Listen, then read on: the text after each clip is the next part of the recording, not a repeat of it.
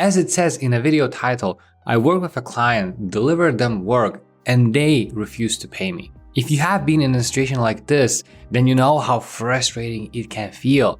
Or if you haven't experienced it, then it's probably your worst nightmare. However, in this video, I want to show you how I deal with situations like this and how you can avoid them in the future and how you can protect yourself from being scammed. So everything started very simply with me.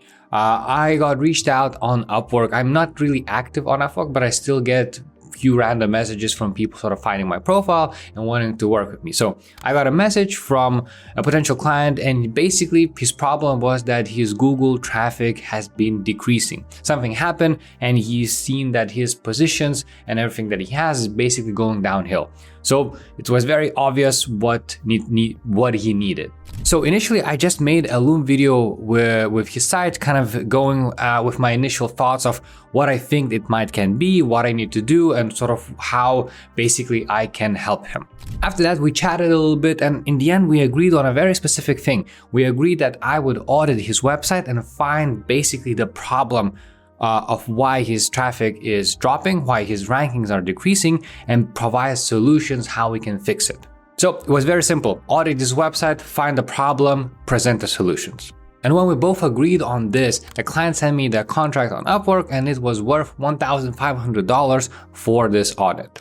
So it took me about a week to finish this audit, and then I recorded again a Loom video with the whole presentation and then outlined clearly the problems and then the solutions, how he needs to fix this problem. Because the goal was not for me to fix the problem, it was for me to find the problem and then present the solutions to him.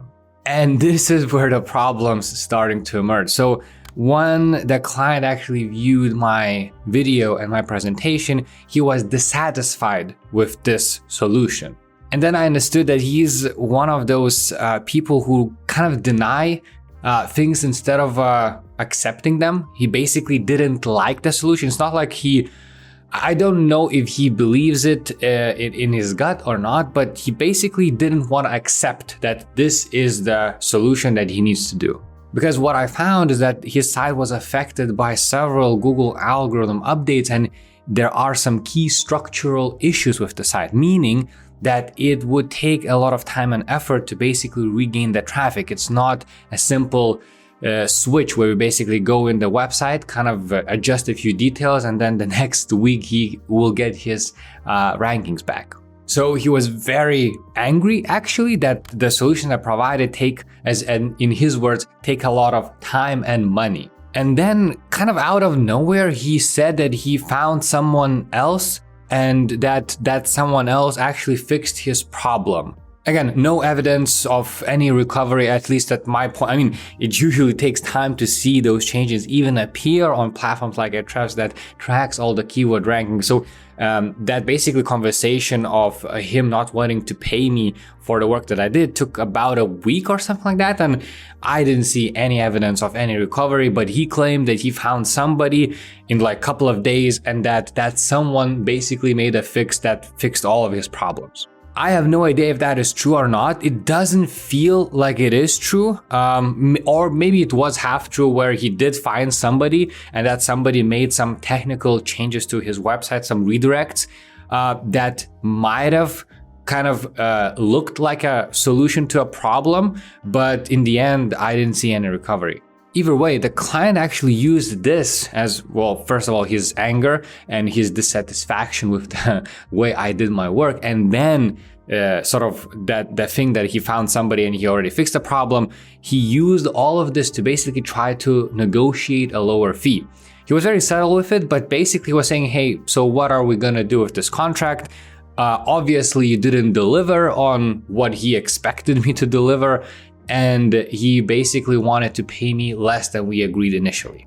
I think this is where usually most freelancers actually budge. It's either you get some money or basically you feel like you won't gonna get paid anything. However, I was also very angry at this situation, so I actually disagreed. I wanted to stay my ground and do not move and do not budge into any of the random negotiations. We agreed on specific things. I know I delivered 100% of what we have agreed on. So I basically disagreed and I suggested him without any, because I knew there was no way into talking this. It was taking too much time already, and I didn't want to bother with this. So I basically asked client to end the contract and start the dispute process. So if you don't know, Upwork actually does offer some what it calls like a dispute process, basically where two parties cannot agree how to end the contract. What happens is that Upwork basically tries to kind of mitigate this issue and basically talk to me and to the client to find some common ground. I've never used this before, so I was actually also kind of curious to see how this works. But what I found is that it's actually quite bad. It doesn't really offer any kind of benefit, because what happened is that basically they talked to me, they talked to the client, because we had to submit some documents and some stuff, but it doesn't seem like they really cared about that stuff. So in the end, they basically just offered 50% of the contract to me. I assume they actually were taking a little bit more of the client side, since they actually are the ones that bring them revenue. So I kind of see why Upwork would be more willing to kind of go with the client instead of the freelancer. So what they offered is basically 50% of the money. So instead of $1,500, I would be getting $750. Again, that's probably the same thing that the client wanted me to pay anyway. So again, I did not agree on this. And this is where the fun part starts, because if we do not accept the offer that Upwork customer support service basically says to us, we actually go to a neutral arbitration via a company called Brief, and more on them a bit later. But basically the way it works is that you now have to actually pay for that specific service. Again, Upwork does handle a lot of the logistical stuff because the payment actually goes through Upwork, but we actually need to pay for this service. And then basically we enter this online arbitration where there's a judge and reviews all the documents and then makes a final decision, which is actually a binding decision. So the decision that then that company makes, which is not associated with Upwork at all. So whatever decision that company makes, Upwork, because all of the money is still in the escrow account on Upwork's bank account, whatever decision that the Brief company is basically decides, meaning Upwork will upstand that decision and basically transfer whatever payments are necessary to whoever is basically won the case. But it is quite expensive. It cost $675 totally, which means that basically me and the client divide the cost equally. And I was actually kind of willing to do that. Since my contract is $1,500, I knew that even after paying $340, because I was very certain that I would win, I would still be benefiting quite a lot more than probably what the client wanted me to pay and what the initial Upwork suggested me to get. So in the end, I would be getting like more than $1,200 from all of this. So I was very willing to do that. Also, I found this very interesting clause that if one of the parties doesn't pay. So for example, I made a payment because I wanted to go to the Brief company to basically enter this whole process and making sure that the real judge actually evaluates the documents, because I don't think Upwork actually did any evaluation of any of the documents that I submitted to them. If one of the party pays but the other doesn't, then the one who paid actually automatically wins. But this is where I already see how Upwork basically values clients a bit more, because you know what happened? The client was supposed to give a clear answer by a certain date to enter arbitration and pay the fee, because you need to actually verbally state that, hey, yes, I would love to enter arbitration, and then they actually take the money out of your account. So I already did that was fine, but the client was actually very unresponsive and he actually missed the deadline. But since there was a message for the client saying, how do I pay? Because he thought he needs to pay sort of himself. And he did send one message, which I saw in the thread, that he actually said, how do I pay? But then he didn't answer, didn't do anything by the deadline. However, Upwork actually charged them anyway, saying that, oh, even though you missed the deadline, we can see that you're interested in this arbitration, so we just took the money out of your account either way. So technically, actually, at this point, I should have already actually won the case automatically because the client actually missed the deadline. So I know it's a very small thing, but still, there was a specific deadline. There was a specific, so because if I would have missed the deadline, they would just not pay me anything, and they would just basically transfer all of the money back to the client's account, and they wouldn't care about anything like that. So you see how Upwork does sort of go towards more of the valuing clients instead of freelancers, which I don't find fair. Either way, since we both actually in the end paid, we actually went to this brief platform. Upwork did provide all of the initial details that we submitted to Upwork, but then we also needed to submit evidence via this brief platform. Actually, the whole platform and everything, the experience there, I really enjoyed. It felt very professional. The user experience was very good. It was very easy to understand what and when to do things. So honestly, just only the good experience from my end with the brief.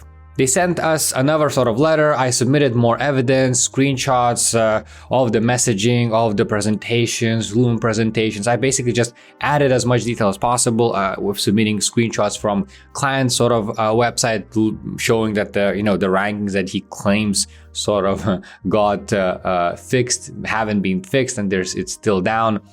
Then there was sort of a point where a client needed to respond to basically my initial feedback. Client, I think that was a good thing. Well, not a good thing. I don't think it would have made a big difference in the actual end decision, but the client was very either irresponsive, or the way he responded was just like with I actually wrote a few paragraphs explaining things, and he just answered back, not to me, to the actual brief to the brief company, with just a couple of sentences saying that it's fake, it's wrong. It's just, you can already see that the way the client communicates is just very irresponsible, with no details, and he just doesn't really care. Then when the client actually responded, then there is a second wave where I also had a chance to respond to his response, adding some more details, some more screenshots, and some more things, because he also mentioned some of the things. So basically I responded, and then the client basically gives the final answer, and that's it. Then we are assigned a judge, and then basically wait for the whole process to finish. Because the judge then needs to review the details, and in the end, they provide the final answer.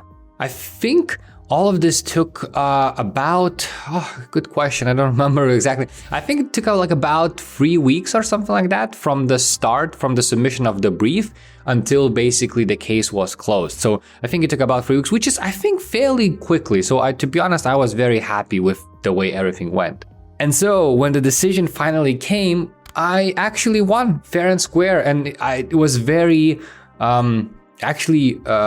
relieved reading the actual, because you received the final letter where it explains everything in more details of how the decision came to be, and the way it explained the decision was just very comforting to read, that it was actually very fairly evaluated, and all of the evidence and everything like that was just taken into consideration, because Upwork did not do that. I don't think they even read anything. They just basically provided a very simple answer to the solution. But in this case, the company actually took time to review everything and then make a decision. And again, following all of the evidence, it was very clear that I delivered on the actual contract that we signed, which was to audit the site, find the problems, and then present the solutions. The thing that the client didn't like the solution has nothing to do with the actual contract. And then that's the way the judge also saw things, and I won. So that decision then was passed down to Upwork, and then the Upwork actually transferred the money to my account. So some of the numbers here, the contract value was $1,500. After Upwork fees, I was supposed to get $1,350 as if we didn't have any of this arbitration. However, after arbitration, because I kind of lost $337 because I paid for the arbitration fee, the final amount was $1,001 and then 50 cents. So I'm very happy with this, because I think I got way more than I would have gotten otherwise if I would try to negotiate with the client, or if I would have accepted the Upwork basically resolution. But I think I'm very, very happy that the client actually had to pay $1,500 plus extra $337. So at least he actually paid more than he was supposed to pay. So at least I'm a bit happy in that sense that he he kind of suffered at least a little bit on that front, that, instead of just accepting the outcome and paying the actual agreed amount, he actually had to pay more. So it's crazy to me that, that person spent almost $2,000 on something that would have saved him a lot of money otherwise. But before you go, I need you to listen to these key lessons that I personally learned from all of this experience so that you can avoid situations like that. So first of all, always document the process and be clear in your messaging. So if you, for example, take Zoom calls and you chat with client, always reconfirm everything in messages, whatever that be, WhatsApp, emails, Upwork, wherever you are messaging, it needs to be in written form, and always document your process. Always explain everything to the client, because you never know when any of the situations like this would arise. Actually, I was saved just because I had all of the conversations. Everything was very clearly seen in all of the messaging of how we agreed on things. And that was one of the reasons that I won, because I documented the process and I was explaining everything to the client very clearly, and he accepted all of these changes, all of these things that I basically said to him. Then the second point is to always record video messages before the contract starts. It's always best to align yourself with the client's goals and needs and everything like that before the actual contract starts, because again, if any issues arise, you can always sort of look back and either just show the client, hey, look, I've sent you the video, I've sent you the messages, you actually agreed on this. So it just gives you more power just with the client itself, or, in worst case scenario, if you actually need to go to a judge to basically make sure that you get paid, then you also have written evidence of either messages or videos that were made before even the contract starts, because the client needs to approve these types of things that you're saying that you will do before even the contract starts. Because if the contract starts and then you actually start negotiating what needs to be done, then it can be sort of things might not go in your favor. The third thing is that if you've done the work and you're very confident in what you've delivered, don't be afraid to actually sue clients. Don't be afraid to go that extra step. First of all, it shows that your integrity. It actually builds you more character, and it just basically allows you to go through these processes so that you're not afraid to just sue and kind of go out of your comfort zone to basically get for what you are worth. And this is a very, very important step. Don't be afraid to basically go head to clients if these types of situations arise. However, the fourth thing is that it's best to never work with red flag clients in the first place. So although it wasn't that clear, but I did see some signs that this client might be a bit more difficult to work, and honestly that should have been a clear sign that I should not work with them. But in the end, I just view that as a very simple project. It took me only 1 week to do. I thought it's very easy. It's kind of a quick and good project for me to do. Because otherwise, if he would have suggested some kind of a retainer work for a long-term project, then I would actually probably would not have worked with him, because I already saw that he was, I just saw some, initial red flags that I wouldn't want to kind of be in partnership with this particular client. It just shows you that if you see some red flags, it doesn't matter if it's a retainer project or a one-time thing, it's something bad might happen. And then this is probably the most important part. Never start the work with at least 50% of the deposit secured. So you need to have some money upfront, at least 50%. Actually, usually I only nowadays do 100%, because I know that these types of things can happen. And if the client is already not willing to pay 50% deposit before the work starts, that's already a red flag. That's already not a client that you don't want to work with. Because usually the way it works, that the best clients even just pay you 100% of the fee before even the work starts. And that's how it's supposed to be. So don't be afraid to ask 50 to 100% before the actual work starts. I mean, there are some like platforms like Upwork where we do escrows, but still the escrow, I still view it as a safe option because as you see, if something happens, we can go to arbitration, and then if you win, you actually get all of the money back. So it's kind of similar sort of thing. But if the client actually is outside of the platforms and you're dealing with them directly, then you need to get some money up front, because otherwise you're just are in a very bad situation if the client refuses to pay you. And then one more thing, you can actually, when signing clients or sign contracts with clients sort of outside any like platforms like Upwork, you can actually include a specific clause which details that if something happens, you must use company brief for all of the arbitration. So if you have any disagreements and the client is not willing to pay, but you have signed a contract which also states that you have to use brief company, then you actually can go through them, which, you know, again, makes the whole process even better for you. And, you know, that particular company is a real company that their decisions are final. That can also sort of make you way more secure than before. Well, for now, check out the newsletter link down below where I share everything that I know about freelancing and all of the strategies that I use to work with clients, get clients, and network with people. So check that out there. And we have a video here that YouTube suggests you, and YouTube is very smart, so it knows what you like. So check this video out next.